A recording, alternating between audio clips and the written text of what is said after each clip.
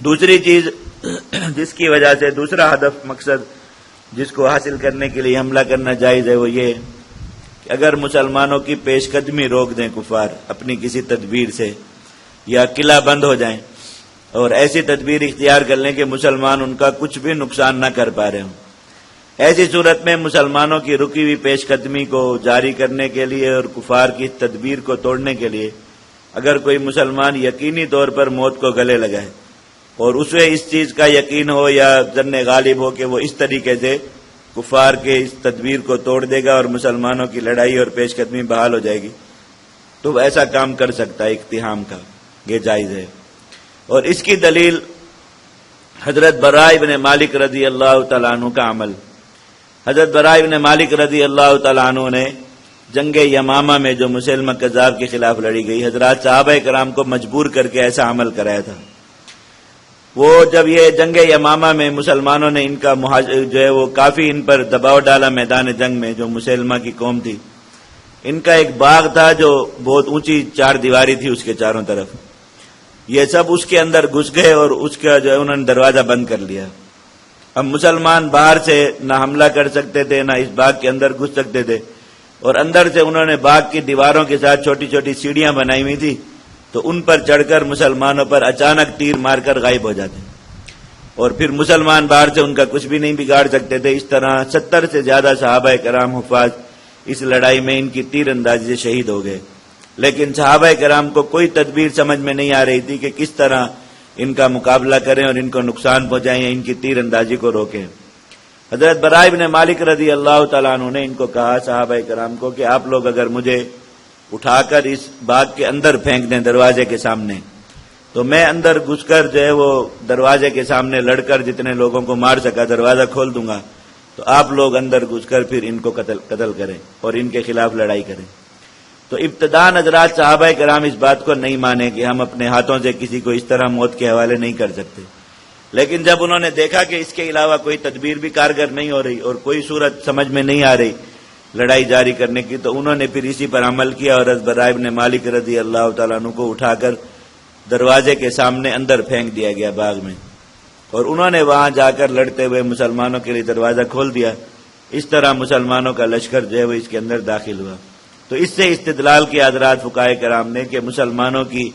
رکی ہوئی پیش قدمی کو بحال کرنے کے لیے اور کفار کی تدبیر کو توڑنے کے لیے ایک مسلمان اگر ایسا کام کرے تو جائز۔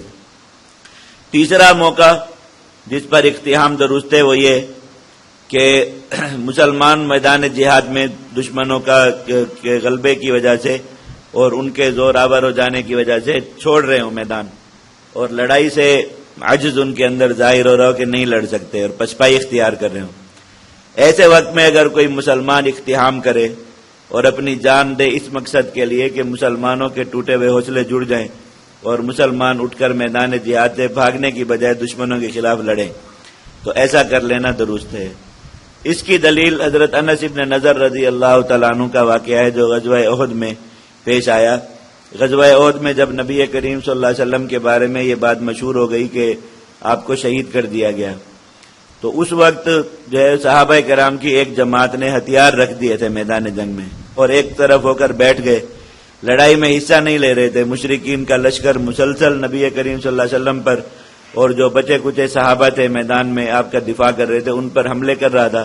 اور یہ لوگ دور سے بیٹھ کر دیکھ رہے تھے، لڑ نہیں رہے تھے۔ تو حضرت انس بن نضر رضی اللہ تعالیٰ عنہ کے پاس سے گزرے اور کہا کہ کیا بات ہے آپ لوگ اس طرح غافل ہو کر اور عاجز ہو کر میدان جنگ میں بیٹھے ہیں؟ تو انہوں نے کہا کہ اللہ کے نبی صلی اللہ علیہ وسلم شہید ہو گئے اور جو ہے وہ مسلمانوں کا اتنا نقصان ہوا، اب ہمیں سمجھ میں نہیں آ رہا ہم کیا کریں اور کس کی خاطر ہم لڑیں۔ تو انہوں نے کہا کہ اللہ کے نبی جس کام پر شہید ہوئے آپ لوگ بھی اسی دین پر شہید ہو جائیں، اور یہ دیکھو میں جو ہے وہ احد پہاڑ کے ادھر سے مجھے جنت کی خوشبو آ رہی ہے اور میں جو ہے وہ بس شہید ہونے کے لیے جا رہا ہوں۔ یہ کہہ کر انہوں نے اپنی زرہ اور قمیض اتار کر ان صحابہ کرام کے سامنے زمین پر ڈال دی تاکہ انہیں یقین ہو جائے کہ وہ ایسا استشہادی حملہ کرنے والے ہیں، اور پھر انہوں نے دشمن پر حملہ کیا اور بہت دور تک لڑتے لڑتے جو ہے وہ ان کو کاٹتے گئے حتیٰ کہ ان کا رخ موڑ دیا دشمن کے حملے کا نبی کریم صلی اللہ علیہ وسلم سے، اور پھر وہ شہید ہوئے۔ تو ان صحابہ کرام کو یہ دیکھ کر ان کے اندر جو ہے وہ جذبات بیدار ہوئے اور عزم ان کا زندہ ہوا کہ ہمیں بھی یہ کام کرنا چاہیے۔ تو پھر یہ صحابہ کرام اٹھے اور انہوں نے دشمن پر حملہ کیا. تو غزوہ احد کی جو آخری حالت تھی وہ یہ تھی کہ کفار نے پھر اس میں شکست کھائی. یہ غزوہ احد کے بارے میں اطلاق کے ساتھ یہ کہنا کہ اس میں مسلمانوں نے شکست کھائی یہ درست نہیں ہے. غزوہ احد کا جہاں واقعہ آئے گا تفصیل سے یہ بات عرض کی جائے گی. غزوہ احد کی ابتدا میں بھی مسلمانوں کو فتح ہوئی اور غزوہ احد کے آخر میں بھی مسلمان ہی فتح یاب ہوئے. کفار کا لشکر میدان جنگ سے بھاگا. مسلمان تو بہت دیر تک غزوہ احد کے اندر ہی مقیم رہے. اللہ کے نبی صلی اللہ علیہ وسلم کی مرہم پٹی ہوئی. صحابہ کرام جو زخمی تھے ان کے زخموں کو دھویا گیا. جو شہید ہوئے ان کے جنازے ادا ہوئے, ان کی تدفین ہوئی. یہ سارا کام مسلمانوں نے میدان احد کے اندر کیا. کفار کا لشکر میدان احد سے بھاگ گیا تھا دوبارہ. اور یہ حضرت انس بن نضر رضی اللہ عنہ کی اسی کارروائی کی وجہ سے ہوا کہ ان کے ایسا کرنے کے بعد حضرات صحابہ کرام اٹھے, انہوں نے دشمن پر حملہ کیا اور اس طریقے سے انہیں کر کے بھگایا. اور یہ خلاصہ ہے اس پوری بحث کا. امام محمد رحمۃ اللہ علیہ کے نزدیک انہوں نے الشعر الکبیر میں لکھی کہ ایسا استشہادی حملہ کرنا اس میں ایک مسلمان یقینی طور پر موت کے اسباب اختیار کر کے دشمن پر حملہ آور ہو